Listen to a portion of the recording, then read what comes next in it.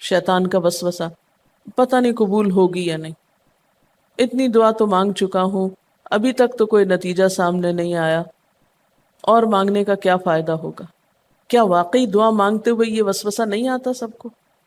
یا یہ مایوسی کی کیفیت نہیں آتی، میری تو نہیں سنی جا سکتی، معلوم نہیں وہ کون خوش قسمت ہیں جن کی دعائیں سنی جاتی، اس لیے چلو کسی اور سے کہہ دیتے ہیں وہ میرے لیے دعا کر دے، اپنے لیے خود کیا کرنا۔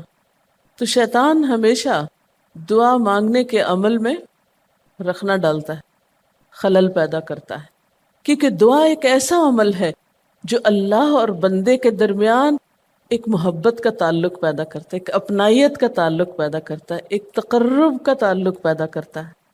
جب انسان اپنے رب سے مانگتا ہے تو اس کا احسان مند ہوتا ہے، اس کے قریب آ جاتا ہے، اور مانگتا انسان کس سے ہے؟ جس پر مان ہوتا ہے، جس پر یہ یقین ہوتا ہے کہ وہ دے گا، جس پر اعتماد ہوتا ہے کہ وہ میرا بہت خیر خواہ ہے، میرا بھلا کرنے والا ہے۔ انسان ہر ایک سے نہیں مانگ سکتا، ہر ایک کے سامنے اپنی ضرورت نہیں رکھ سکتا۔ تو اگر دیکھا جائے تو ایک اللہ کی ذات ایسی ہے کہ جس سے یہ ساری توقعات پوری ہو سکتی، اللہ کے سوا کوئی نہیں کہ جو انسان کے ساتھ ایسا معاملہ کر سکے۔ اس لیے تمہارا رب کہتا ہے کہ مجھ سے مانگو، اس کو پسند ہے بندوں کا مانگنا۔ اچھا، یہ جو دعا ہے اس میں صرف کسی چیز کا براہ راست نام لے کر مانگنا ہی شامل نہیں، یعنی مانگنے کے طریقوں میں صرف ایسا ہی نہیں کہ ہم کہ یا اللہ فلاں چیز مجھ کو دے دے۔ اس کے کئی انداز ہو سکتے ہیں۔ ایک تو یہی براہ راست کسی خاص چیز کا سوال کرنا، یہ بھی بہت اچھا ہے۔ بندوں سے سوال کرنا برا ہے، لیکن اللہ تعالیٰ سے سوال کرنا تو عبادت کا درجہ رکھتا ہے۔ یعنی کتنا پیار آتا ہے نا اللہ تعالیٰ پہ کہ ضرورت ہماری ہے اور ہمارے اس مانگنے کے عمل کو بھی عبادت کہہ رہا ہے، کیونکہ ایک تعلق ہے نا، وہ وقت اس کی یاد میں گزرتا ہے، اس کی طرف متوجہ ہو کر گزرتا ہے، اس لیے وہ وقت بھی عبادت بن جاتا ہے، وہ عمل بھی عبادت ہو جاتا ہے۔ تو ایک تو یہ کہ جیسے ہم سوال کرتے ہیں اللہم انی اسألک کہہ کے دعا مانگتے ہیں، یہ جتنی مسنون دعا میں آپ نے دیکھا ہوگا اسألک برابر سوال کا لفظ ہے۔ لیکن کچھ دعائیں ایسی ہوتی ہیں جس میں سوال نہیں کیا جاتا، صرف اللہ تعالیٰ کی حمد و ثنا کر دی جاتی ہے، جیسے حضرت ایوب علیہ السلام نے کہا تھا انی مسنی الضر وانت ارحم الراحمین۔ یہ بھی دعا کا ایک انداز ہے، مانگا کچھ بھی نہیں، بس اپنی تکلیف کا اظہار کر دیا اور اللہ تعالیٰ کی حمد و ثنا کر دی، مجھے تکلیف پہنچی ہے اور آپ سب سے بڑھ کے رحم فرمانے والے۔ یہ بھی نہیں کہا آپ رحم فرمائیے، کہ آپ تو سب سے بڑھ کے رحیم ہیں اور میری تکلیف آپ جانتے ہیں۔ یہ بھی ایک سٹائل ہے۔ اسی طرح کوئی ذکر کر دینا، مثلا استغفار پڑھنا۔ اب استغفار پڑھنے والے کے لیے کتنی خوشخبریاں ہیں کہ اس کا ہر مسئلہ آسان ہو سکتا ہے اس کی وجہ سے۔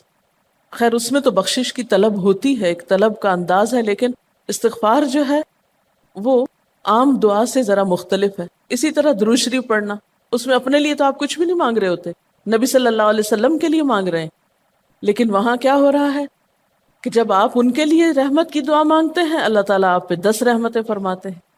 یہ بھی ایک مانگنے کا انداز ہے۔ اب درود شریف پڑھنا جو ہے باعث برکت بھی ہے، عبادت بھی ہے، ذکر بھی ہے، اور ایک طرح کی دعا بھی ہے۔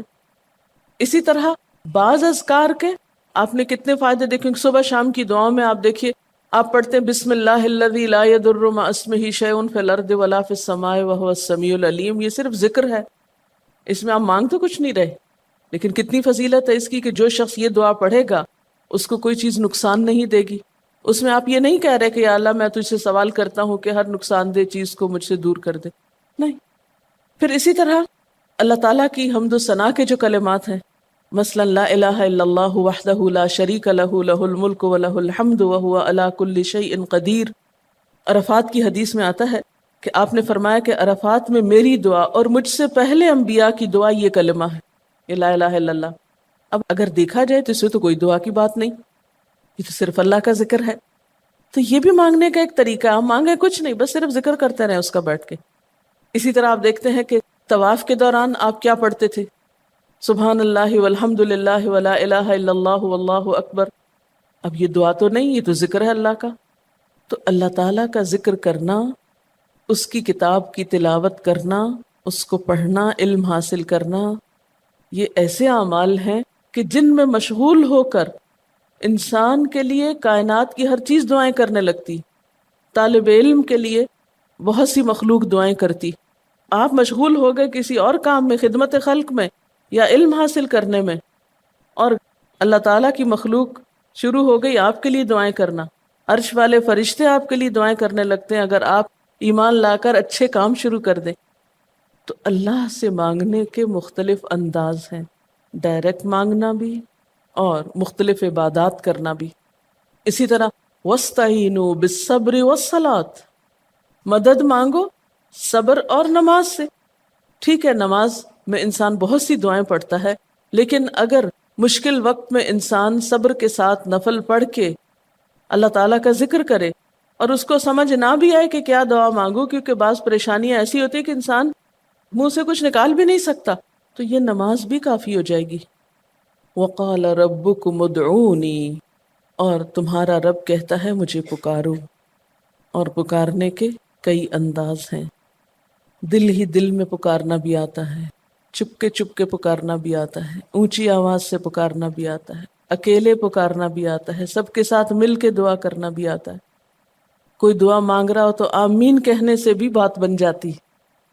مجھے یاد ہے کہ ایک دفعہ میں عمرے پر گئی اور طواف کے بعد جہاں میں نفل پڑھ رہی تھی، تو نفل کے بعد میں نے سوچا کہ میں اپنی دعا کرتی ہوں. اتنے میں ایک شخص عربی میں کوئی دعا مانگ رہا تھا. اتنی خوبصورت دعا تھی کہ میں نے ایسی دعا کسی سے نہیں کبھی سنی، اور میں نے صرف آمین کہنا شروع کر دیا.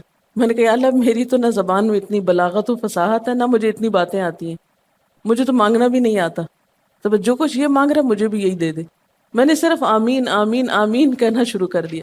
یہ کتنا بڑا اس کا احسان ہے کہ ہم آمین کہہ کے بھی شامل ہو جاتے ہیں دوسروں کی دعاؤں میں. تو اسی لیے دعا کو عبادت کا نچوڑ کہا گیا، کریم، خلاصہ، ساری عبادت کا اوپر کا حصہ. اور ویسے بھی اگر دیکھا جائے تو ہر نماز میں بہت سی دعائیں ہیں. ہر موقع کی اللہ کے رسول صلی اللہ علیہ وسلم نے مختلف طرح کی ہمیں دعائیں سکھائی ہیں. سویرے جو آنکھ کھلتی ہے، سویرے کے اگر آدھی رات کو بھی کھلتی ہے، اس کی بھی دعا ہے. اس وقت سے لے کر کوئی کام ایسا نہیں دین کا یا دنیا کا، اچھا یا برا، جس کے لیے کوئی نہ کوئی دعا نہ موجود ہو. یعنی اتنا خوبصورت عمل ہے دعا مانگنا کہ جس کے لیے کسی خاص چیز کی قید بھی نہیں کہ کہیں بند کے بیٹھو تو ہی مانگو، کہیں پہنچو تو مانگو. نہیں، کہیں بھی مانگو، دن کو مانگو یا رات کو مانگو، کھڑے ہو کے مانگو یا بیٹھ کے مانگو، چلتے پھرتے مانگو یا چپ کے مانگو، منہ سے بولو بھی نہیں اور دل ہی دل میں مانگو تو بھی وہ سن لیتا ہے. کسی بھی طرح مانگ سکتے ہو، کہیں بھی کچھ بھی مانگ سکتے ہو. اس لیے وقال ربکم ادعونی استجب لکم، تمہارا رب کہتا ہے مجھ سے مانگو، میں تمہاری دعا قبول کروں گا. اور آپ کو پتہ ہے کہ ربکم یہ صرف مسلمانوں کا رب نہیں، رب تو ساری مخلوق کا ہے. کافر کا رب بھی وہی ہے، خواہ وہ مانے یا نہ مانے. اس لیے قبولیت دعا کے لیے مسلمان ہونا بھی شرط نہیں. اگر کوئی کافر بھی اللہ کو پکارتا ہے، اپنے رب کو پکارتا ہے، تو وہ اس کی بھی سنتا ہے. اور خصوصاً اگر وہ مظلوم ہو، کسی نے اس پہ ظلم کیا ہو، تو وہ فریاد فوراً اوپر پہنچتی ہے، خواہ وہ مسلمان نہ بھی ہو. اس لیے یہ جو دعائیں ہیں یہ آپ سب کو بتا سکتے ہیں، مسلم نان مسلم سب کو سکھا سکتے ہیں، تاکہ وہ اپنے رب کو پکارے اور رب ان کو ہدایت دے. اور پھر آپ دیکھیں گے کہ دعا کے ذریعے جو اللہ تعالیٰ پر اعتماد بیٹھتا ہے، اور اگر وہ خصوصاً یہ کہ جلدی قبول ہو جائے، تو اس وقت جو ایک خصوصی شکر کی کیفیت آتی ہے. لیکن یہ کہ مایوس نہیں ہونا. بات میں یہ کر رہی تھی کہ اس کے لیے کوئی شرط نہیں کہ کوئی شخص بہت نیک مسلمان ہو یا بہت اچھا مسلمان ہو، وہ تو گناہ گاروں کی بھی سنتا ہے. اس لیے بعض اوقات لوگ جب مایوس ہونے لگتے ہیں نا کہ ہم تو بہت گناہ گار ہیں، ہماری نہیں سنی جائے گی، تو انہیں مایوس نہیں ہونا چاہیے. مایوس ہو کے کہاں جائیں گے سننے؟ کس سے مانگنے جائیں گے؟ ان کو بھی پکارنا چاہیے، خواہ کوئی کیسے بھی گناہ میں ڈوبا ہوا، کیسی بھی حالت میں ہو، اور اس کے لیے بھی مانگنا چاہیے. حتیٰ کہ کافر جب تک زندہ ہے، اس کی صحت کے لیے، اس کی ہدایت کے لیے، اس کی خیرخواہی بھلائی کے لیے بھی آپ خوب دعائیں مانگ سکتے ہیں. آپ صلی اللہ علیہ وسلم ابو جہل کے لیے بھی دعا کرتے تھے، یا حضرت عمر کے لیے کہتے تھے کہ ان دونوں میں سے کسی ایک کو تو ضروری ہدایت دے. تو دعا ہر حال میں فائدہ دیتی ہے. ان مصیبتوں میں بھی فائدہ دیتی ہے جو اتر چکی ہیں، ان میں بھی دیتی ہے جو نہیں اتری. دعا تو ابلیس کی بھی قبول ہوئی تھی. اس نے قیامت تک زندگی کی دعا مانگی تھی، اس کی بھی قبول کر لی گئی. اس نے کہا تھا قال انظرنی الی یوم یبعثون، قیامت تک کے لیے مجھے مہلت دے کہ میں انسانوں کو بھٹکا سکوں. تو اللہ تعالیٰ نے کہا جاؤ، تمہیں مہلت دی گئی. اس لیے یہ خیال تو اپنے دل سے سب نکال دیں کہ ہماری دعا نہیں قبول ہوتی. سب کی ہو سکتی، شرط یہ ہے کہ آپ واقعی دعا مانگ رہے ہوں. ہاں، جو غافل دل سے مانگے اس کی نہیں قبول ہوتی، کیونکہ وہ مانگ نہیں رہا، وہ تو بس صرف ایک فرض پورا کر رہا ہے. وہ بظاہر دیکھنے میں مانگنے کا عمل نظر آ رہا ہے لیکن حقیقت میں مانگ نہیں رہا. تو حدیث میں آتا ہے کہ اللہ تعالیٰ غافل دل کی دعا نہیں قبول کرتا. بس کچھ ادب یہ ضرور سکھائے گئے کہ انسان قطع رحمی کی دعا نہ کرے، گناہ کی دعا نہ کرے، غلط کاموں کی دعا نہ کرے، اور پھر ساتھ یہ کہ دعا کرنے کے بعد مایوس نہ ہو، دعا میں جلد بازی نہ کرے، کیونکہ اللہ تعالیٰ نے قبولیت دعا کا وعدہ کر رکھا ہے. استجب لکم، میں قبول کروں گا تمہاری دعائیں. ہاں، یہ ضرور ہے کہ قبولیت کی شکلیں مختلف ہوتی ہیں. بعض اوقات تو انسان کو بالکل وہی مل جاتا ہے جو وہ چاہتا ہے، بعض اوقات وہ نہیں ملتا جو وہ چاہتا ہے، بلکہ وہ دے دیا جاتا ہے جو اس کو زیادہ ضرورت ہوتا ہے. یعنی ہمارا تو علم اتنا محدود ہے نا، ہم ایک چیز مانگ رہے ہوتے ہیں جو ہمارے حق میں کوئی زیادہ اچھی نہیں ہوتی. اللہ تعالیٰ ہمارے لیے ہم سے بڑھ کر مہربان ہے، وہ ہمیں وہ نہیں دیتا بلکہ وہ دیتا ہے جو ہمیں اس سے زیادہ فائدہ دے سکتا ہے. اگر آپ اپنی گزشتہ زندگی کی دعاؤں پہ ایک نظر ڈالیں تو ہم کتنی چھوٹی چھوٹی چیزیں مانگتے رہے ہیں اور اللہ تعالیٰ نے ہمیں اس سے بڑھ کر عطا کیا ہے. ہم سب کو جو اللہ تعالیٰ نے دین کی سمجھ دی یا دین کو سیکھنے کا شوق دیا، ضروری نہیں کہ ہم سب نے یہ مانگا ہی ہو کہ اللہ تو ہمیں موقع دینا اپنے دین کو سیکھنے کے لیے، سکھانے کے لیے. لیکن یہ ضرور ہو سکتا ہے کہ ہم زندگی میں کچھ اور مانگتے رہے اور ہمیں وہ نہیں ملا، یہ نعمت مل گئی اور وہ ہمارے حق میں زیادہ بہتر ہو گئی. اور یہ ہو سکتا تھا کہ ہمیں وہ چیز مل جاتی اور آج ہم اس چھوٹی سی چیز کو لے کر اس کا شوق بھی پورا کر چکے ہوتے، اس کی ساری اٹریکشن ختم ہو چکی ہوتی. کیونکہ دنیا کی کوئی چیز ایسی نہیں جس کی اٹریکشن ختم نہ ہو جائے یا جس کی ویلیو گھٹ نہ جائے، جو پرانی نہ ہو جائے. لیکن قرآن کا علم ایک ایسا علم ہے جو ہر دم نیا لگتا ہے، ہر دم زندگی دیتا ہے، خوشی دیتا ہے، سکون دیتا ہے، ایک راحت ملتی ہے. یہ پرانا نہیں ہوتا. پھر اسی طرح یہ بھی ہوتا ہے کہ بعض اوقات انسان کی کوئی آفت ٹال دی جاتی. آپ مانگ رہے ہیں رزق، تو وہ رزق میں برکت تو نہیں ہوتی مثلا، لیکن کوئی بیماری آپ سے ٹال دی جاتی کہ خدا نہ خواستہ آپ کو اگر مال مل بھی جائے اور ایسی بیماری لگ جائے کہ سارا مال اس میں ڈوب جائے تو مال بھی گیا اور تکلیف الگ. تو اللہ تعالیٰ اپنی رحمت سے آپ کو زیادہ مال تو نہیں دیتے مگر وہ بہت بڑی بلا سے محفوظ رکھتے ہیں، کسی حادثے سے بچا لیتے ہیں، کسی ایسی پریشانی سے بچا لیتے ہیں کہ جس میں آپ کا سب کچھ ہی کھپ جاتا. کیونکہ ہمارے پاس کوئی رائٹ تو نہیں ہے، ہم کو ڈیزرو تو نہیں کرتے کہ ہر وقت ہم امن و امان میں رہیں. ہمارے اپنے گناہوں کی بدولت، کئی بیرونی اسباب کی بدولت کوئی مشکل، کوئی حادثہ، کوئی مصیبت کسی بھی وقت آ سکتی جو دنیا میں مختلف لوگوں پر آتی رہتی. ہم ہر امن ڈیزرو تھوڑی کرتے ہیں، یہ تو اللہ کی عنایت اور رحمت اور نعمت ہے کہ وہ جو ہمیں دیے ہوئے یہ. اور یہ عین ممکن ہے کہ ہم کوئی اور دعا مانگتے ہوں اور اللہ تعالیٰ اس کی بجائے ہمیں عافیت میں رکھے ہوئے ہو، ایک پرسکون زندگی دیے ہوئے ہیں ہمیں کہ ہمارے ہاتھ پاؤں سلامت ہیں، ہم بول سکتے ہیں، ہم دیکھ سکتے ہیں، ہم کھا پی سکتے ہیں، ہم چل پھر سکتے ہیں، ہم کسی کے محتاج نہیں ہیں. کتنا بڑا احسان ہے اس کا. اس لیے اگر کوئی دعا وقتی طور پر بعین ہی قبول نہیں ہوتی، بعین ہی کا کیا مطلب ہے؟ ایز اٹ از، جس طرح ہم چاہتے ہیں، تو بھی کوئی بات نہیں، صبر کرنا چاہیے. لیکن یہ نہیں سوچنا چاہیے کہ نہیں اللہ تعالیٰ دعا نہیں سنتا. ایک اور جگہ پر بھی فرمایا وَإِذَا سَأَلَكَ عِبَادِي عَنِّي فَإِنِّي قَرِيبٌ أُجِيبُ دَعْوَةَ الدَّاعِ إِذَا دَعَانِ فَلْيَسْتَجِيبُوا لِي وَلْيُؤْمِنُوا بِي لَعَلَّهُمْ يَرْشُدُونَ. جب میرے بندے آپ سے میرے بارے میں سوال کریں تو آپ بتا دیجئے کہ میں قریب ہوں، بہت قریب ہوں. اجیب دعوت الداعی، میں پکارنے والے کی پکار کا جواب دیتا ہوں. استجب لکم، قبول کرتا ہوں.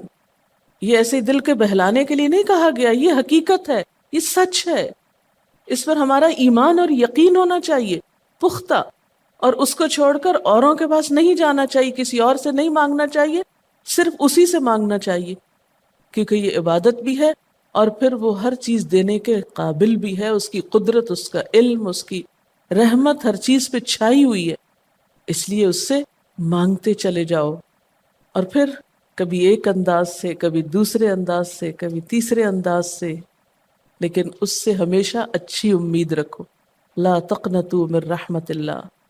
لیکن اس کے ساتھ ساتھ ہمیں کچھ فارمل آداب بھی سکھائے گئے ہیں، ایٹ ٹائمز ان کا بھی لحاظ رکھنا چاہیے، یعنی ہر وقت دعا مانگنے کے لیے فارمل انداز اختیار کرنے کی ضرورت نہیں ہے۔ مثلا صبح شام کے اذکار ہیں، چلتے پھرتے آپ پڑھ سکتے ہیں، اب مثلا باتھ روم میں داخل ہونے کی دعا ہے تو اب آپ پہلے سے تسبیح اور درود شریف تو نہیں اس کے پڑھیں گے، یا نکل کے وہ ساری فارمیلٹیز تو نہیں پوری کریں گے جو دعا کے اول آخر کی جاتی ہیں عموماً جب فارمل دعا مانگی جاتی۔ تو ایٹ ٹائمز آپ بس ڈائریکٹ دعا مانگ لیں، ایٹ ٹائمز آپ پوری فارمیلٹیز کے ساتھ مانگ لیں، اور اس میں آپ دیکھیے کہ فارمل دعا مانگنے کا طریقہ کیا ہے کہ اللہ تعالیٰ کی حمد و ثنا سے شروع کیا جائے، نبی صلی اللہ علیہ وسلم پر درود بھیجا جائے، پھر اسی طرح یہ ہے کہ دعا میں عاجزی ہونی چاہیے، مانگنے کا انداز غالب ہونا چاہیے، شعر کے انداز میں چیخ چلا کے دعا نہیں مانگنی چاہیے، یا تقریر کے انداز میں دعا نہیں مانگنی چاہیے، امید اور خوف کے درمیان اعتدال کے ساتھ، پھر اسی طرح یہ کہ دعا میں مبالغہ آرائی نہیں کرنی چاہیے، پھر اسی طرح کچھ چیزیں ایسی ہیں کہ جن کا اگر اہتمام کبھی ہو سکے کبھی کبھار تو بہت اچھا ہے، اور خصوصی جو قبولیت کے اوقات ہیں ان کا لحاظ رکھتے ہوئے ان مواقع سے فائدہ اٹھانا چاہیے، مثلا رات کے تیسرے حصے میں یعنی سحر کے وقت، پھر اسی طرح اذان اور اقامت کے درمیان، صف میں کھڑے ہو کر، صدقہ کرنے کے بعد، کوئی بھی نیکی کا کام کرنے کے بعد، عصر کی آخری گھڑی میں، جمعے کے دن ایک خاص گھڑی میں، سجدے میں دعا، رات کو آنکھ کھل جانے پہ دعا، امر بالمعروف اور نہی عن المنکر کے بعد دعا، تلاوت قرآن کے بعد دعا، عرفہ کے دن کی دعا، رمضان کے مہینے میں خصوصاً روزہ افطار کرتے وقت دعا، پھر عادل امام کی دعا، مسافر کی دعا، بارش کے وقت کی جانے والی دعا، یہ خاص قبولیت کے اوقات اور اسباب ہیں، پھر اتحیات اور درود شریف کے بعد کی جو دعا ہے جو ہم بیٹھ کے نماز کے آخر میں پڑھتے ہیں، یہ بھی صرف رب جعلنی تک ہی نہیں بلکہ اس سے زیادہ دعائیں بھی ہیں۔ پھر اسی طرح جب اللہ تعالیٰ پر بہت پیار آ رہا ہو، بہت دل اس کی طرف متوجہ ہو، کیونکہ اللہ تعالیٰ غافل دل کی دعا نہیں سنتے، تو جب دل بہت متوجہ ہو تو فوراً دعا کے بھی فائدہ اٹھا لیں۔ اسی طرح اضطراری کیفیت میں، بہت بے چینی کے وقت، جب کچھ سمجھ میں نہ آ رہا ہو، بیماری کے وقت، پھر اسی طرح سفر کے وقت، پھر اولاد کی دعا ماں باپ کے لیے، ماں باپ کی دعا اولاد کے لیے، استاد کی دعا شاگردوں کے لیے، شاگردوں کی دعا استاد کے لیے، اور جب دعا مانگے تو انداز کیا ربنا اغفر لی ولوالدی وللمؤمنین، اپنی ذات سے شروع کر کے والدین یا قریبی لوگوں کے بعد پھر سب کے لیے عام دعا، پھر اسی طرح وضو کے بعد کی دعا، کعبہ کو دیکھتے وقت جب پہلی نظر سے دیکھیں، پھر حتیم کے اندر، پھر سعی اور طواف کرتے وقت دعائیں پڑھنا، پھر مزدلفہ میں۔ لیکن یاد رکھیے کہ ان قبولیت کے خاص مواقع اور مقامات کے علاوہ دعا تو کسی بھی وقت کی جا سکتی اور کوئی بھی گھڑی قبولیت کی گھڑی ہو سکتی، اس لیے ہمیشہ دعا مانگتے وقت یہ یقین رکھیں کہ اللہ تعالیٰ قبول کرے گا، مایوسی کے ساتھ دعا نہ ہو، کیونکہ جتنی ہماری دعا کے اندر یقین کی کیفیت ہوگی اتنا ہی انشاءاللہ قبولیت کے چانسز زیادہ ہوں گے۔ یعنی عزم کے ساتھ دعا مانگنی چاہیے، یہ نہیں کہنا چاہیے یا اللہ تو چاہے تو قبول کر، نہیں چاہتا تو نہ کر، یہ نہیں کہنا چاہیے کبھی بھی، نہیں یا اللہ تو کر سکتا ہے تو قبول فرما۔ پھر اسی طرح آپ دیکھیں کہ مظلوم کی بد دعا جو ہے وہ بہت تیزی سے قبول ہوتی، کہتے ہیں نا مظلوم کی بد دعا سے بچو کیونکہ وہ کہاں جا پہنچتی ہے؟ ساتویں آسمان تک۔ اور پھر آپ دیکھیے کہ نبی صلی اللہ علیہ وسلم نے فرمایا لا يرد القضاء الا الدعاء، قضا کو کوئی چیز نہیں ٹال سکتی مگر دعا، یعنی تقدیر بھی بدل دیتی۔ آپ صلی اللہ علیہ وسلم نے فرمایا آدمی جب کبھی اللہ سے دعا مانگتا ہے اللہ تعالیٰ اسے یا تو وہی چیز دے دیتا ہے جس کی اس نے دعا کی تھی، یا اس درجے کی کوئی بلا آنے پہ اس سے روک دیتا ہے۔ آپ صلی اللہ علیہ وسلم نے فرمایا بندے کی دعا قبول کی جاتی ہے بشرطے کہ وہ کسی گناہ کی یا قطع رحمی کی دعا نہ کرے اور جلد بازی سے کام نہ لے۔ عرض کیا گیا جلد بازی کیا ہے یا رسول اللہ؟ فرمایا جلد بازی یہ ہے کہ آدمی کہے میں نے بہت دعا کی مگر میں دیکھتا ہوں کہ میری دعا قبول ہی نہیں ہوتی، اور یہ کہہ کر آدمی تھک جائے اور دعا مانگنی چھوڑ دے۔ نہیں، دعا سے کبھی نہ تھکے، اس لیے کہ اللہ کی نگاہ میں دعا سے بڑھ کر کوئی چیز باوقت نہیں۔ لیس شیء اکرم علی اللہ من الدعاء۔ اور پھر خصوصاً اللہ کا فضل مانگنا، قرآن پاک میں بھی اللہ تعالیٰ فرماتے ہیں وَاسْأَلُوا اللَّهَ مِنْ فَضْلِهِ، اللہ سے اس کے فضل کا سوال کرو۔ پھر اسی طرح عافیت کی دعا کہ اللہ تعالیٰ ہر حادثے مصیبت تکلیف پریشانی سے بچا کر رکھے، یہ دعا بھی بہت پسندیدہ ہے اللہ تعالیٰ کے نزدیک۔ آپ صلی اللہ علیہ وسلم نے فرمایا دعا ہر حال میں فائدہ دیتی ہے، ان بلاؤں کے معاملے میں جو نازل ہو چکی اور ان کے معاملے میں جو نازل نہیں ہوئی، بس اے بندگان خدا تم ضرور دعا مانگا کرو۔ اور پھر آخری بات کہ تم میں سے ہر شخص کو اپنی ہر حاجت اپنے رب سے مانگنی چاہیے، حتیٰ کہ اگر جوتی کا تسمہ بھی ٹوٹ جائے تو بھی اللہ تعالیٰ سے دعا کرے، یعنی چھوٹی چھوٹی چیزوں میں بھی جب ضرورت پیش آئے تو اللہ کی طرف رجوع کرے۔ وَقَالَ رَبُّكُمُ ادْعُونِي أَسْتَجِبْ لَكُمْ، اور تمہارا رب کہتا ہے کہ مجھے پکارو، مجھ سے مانگو، میں تمہاری دعا قبول کروں گا۔ ان الذین یستکبرون عن عبادتی، بے شک وہ لوگ جو میری عبادت یعنی دعا سے تکبر کرتے ہیں، یعنی مجھ سے تکبر کی بنا پر نہیں مانگتے، جیسا کہ حدیث میں بھی آتا ہے من لم یسأل اللہ یغضب علیہ، جو اللہ سے نہیں مانگتا اللہ اس پہ غضبناک ہوتا ہے، یعنی جو دعا نہیں کرتا اللہ تعالیٰ اس سے ناراض ہوتا ہے، کیونکہ وہ تو بے تعلق ہو گیا نا اپنے رب سے نہ مانگ کر، اور خصوصاً تکبر کی وجہ سے۔ ایسے لوگوں کی جزا کیا ہے؟ سیدخلون جہنم داخرین، ان